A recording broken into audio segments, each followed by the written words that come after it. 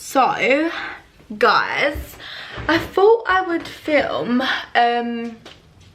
myself talking about lockdown. I know I'm a little bit late to the party. It's 4 months in. But I thought I would talk to you guys about how I've handled it. And I'm not going to lie, I haven't handled it very well. Quite a lot's happened for me during lockdown. And I don't know, at the beginning of lockdown, Frank wants to join, don't you, Bubs? You're gonna join? You're joining the vlogs? No? Okay. So at the start of lockdown, I had really bad anxiety. I've always struggled with anxiety for the past 4 or 5 years. I used to have really bad panic attacks. I used to have really bad insomnia. I couldn't really go to work. This was about 4 or 5 years ago now, and my anxiety was extremely bad, but I never knew why. Everyone that I spoke to about my anxiety said, why? What does this stem from? And I couldn't tell them. I didn't know. I just suddenly had these waves of like anxiousness where I didn't want to do anything. I felt like I couldn't breathe. My chest felt so heavy. I just felt horrible, really. And this went on for about a year, and I couldn't tell you what it came from, but now I could probably tell you why I felt that way. And it was probably because I didn't feel good enough. I probably didn't feel good enough in my job. I probably didn't feel good enough in the way I looked. I didn't have a boyfriend or anything at the time. I mean, I probably wanted attention from boys, but I don't know, I just probably didn't feel good enough in what I looked like and stuff. So I think that's probably what my anxiety stemmed from. And I've always been one of those people that wants to do better. I've always, Frank, no. I've always wanted to be successful. I've always wanted to be really extremely pretty. I've always wanted so much, and I think during that time I didn't have what I wanted. So maybe that's where my anxiety stemmed from. Wow, this has got really bright. Why do I look like a fucking ghost? What the hell? But anyway, I just wanted to say, basically, over time, I sort of realised what was causing my anxiety, and it probably was not feeling good enough. So I was in a job where, I mean, I wasn't really doing too much. I was in an office job, 9 to 5, staring at a computer screen. It felt like it wasn't for me. I mean, staring at a computer screen all day long gives you so much time to think about nothing. I mean, I'm the biggest overthinker anyway, but sitting there 9 to 5, staring at a computer screen just gave me so much time to think. And I think that's where my anxiety sort of like really did stem from, just sitting there all day and not keeping myself occupied. So I came out of that job. I actually done a couple of months working in Magaluf, but that's just a whole nother story. And then when I come back, I got a job where I was constantly on the go. Like, it wasn't my dream job at all. I mean, I'm not even going to go into what job it was, but I was constantly on the go, constantly doing things. It kept myself occupied, kept my mind working. And then I eventually, which I always wanted to do, fell into beauty, which I will forever be grateful for. But I think this is where I sort of really come over my anxiety, because I was in a job which I loved and I was making people feel good, and that made me feel good, making other people feel good. I think once you find a job or a lifestyle or a routine which you really do enjoy, and you're surrounded by good, successful people that make you feel good, have a laugh, have banter, it really can sort of change your mindset as well. And honestly, like, I absolutely love my job.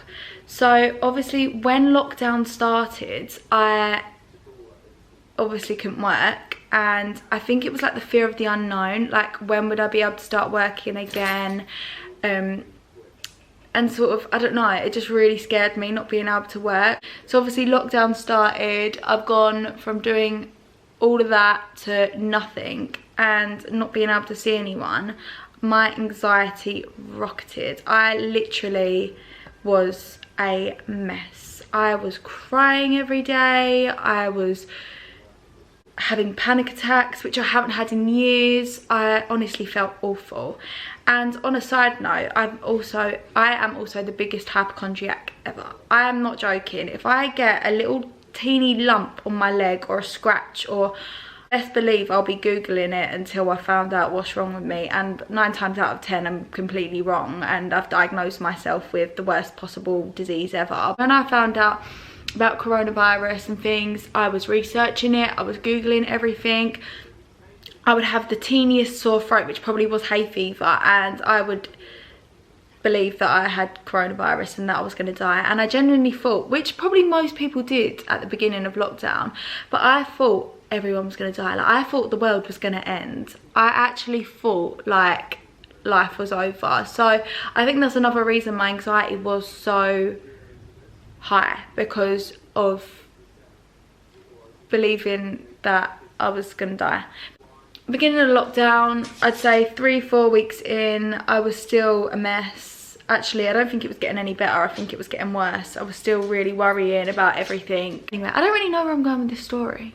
I was just gonna tell you about my anxiety and lockdown and stuff, but anyway, so I decided that I needed to do something to keep me going. I needed to do something that was gonna keep me occupied through lockdown. And I thought, you know what, I've always loved doing makeup, I've always loved doing my own makeup, I've always loved giving advice to other people, talking to people. I just thought, why not start doing my makeup tutorials, which I've always wanted to do anyway, but just never had the time. So obviously I've started doing my makeup tutorials. I did start at the beginning of lockdown, but I just didn't think people would be interested. And then that's when my anxiety started again, because I didn't feel like they were good enough. I didn't feel like, you know, I was going to make any successful outcome out of it. So I kind of done a few and then posted them onto my beauty page, and then I stopped them. And then here we are again. And I feel like this time I know that, you know, you're not going to start at the bottom and be successful straight away. You're not going to go into any job or any hobby or anything and start and be amazing at it. But you have to start somewhere.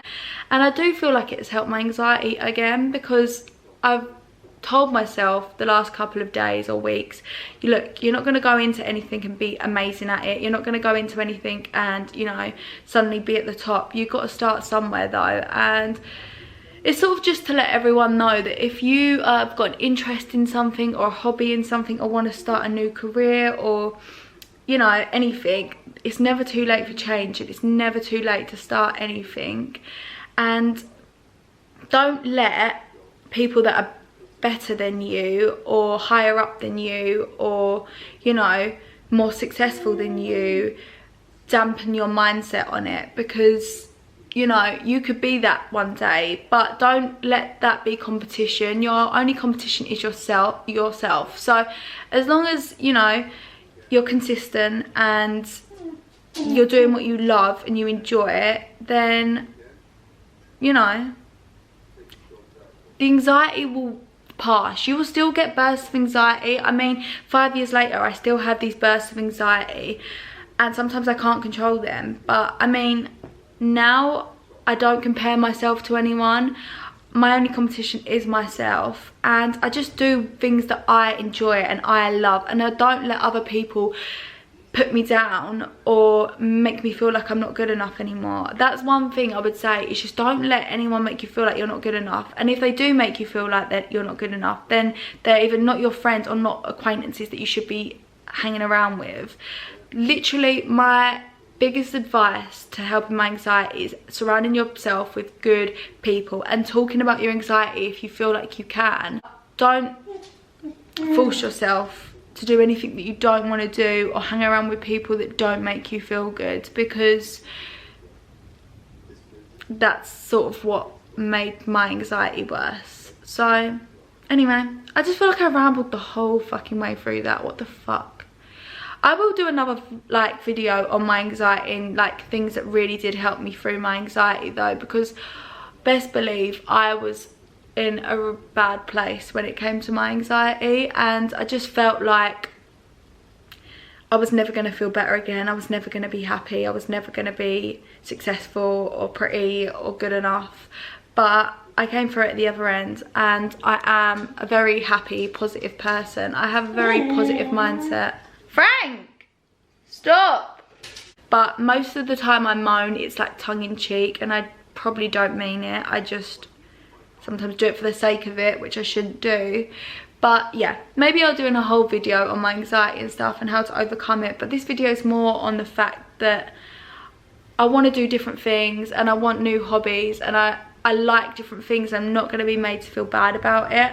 I hope you like this video of me rambling on. And also, this little guy makes everything better. Don't you, Bubbles?